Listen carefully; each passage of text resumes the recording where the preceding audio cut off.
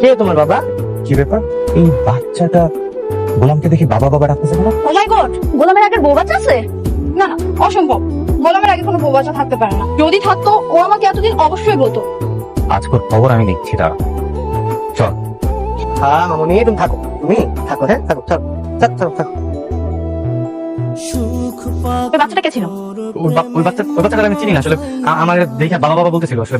বাচ্চা বললাম তো হয়তো বা ওর বাবার সাথে আমার ফেসের মিল আছে, এই আর কি। আচ্ছা বলো তো, তোমরা আজকে হঠাৎ করে এই গরিব ফকিনিটাকে রেস্টুরেন্ট আনতে গেলে কেন?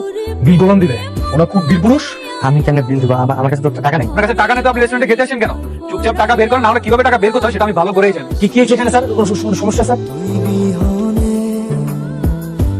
স্যার সরি স্যার, ও বুঝতে পারি স্যার, আপনাকে চিনতে পারি স্যার। সরি স্যার, ওর ভাই আমি ক্ষমা করছি স্যার। স্যার ক্ষমা করে দিন স্যার। ক্ষমা দাও। স্যার আপনাদের একটা করে দিতে হবে না স্যার।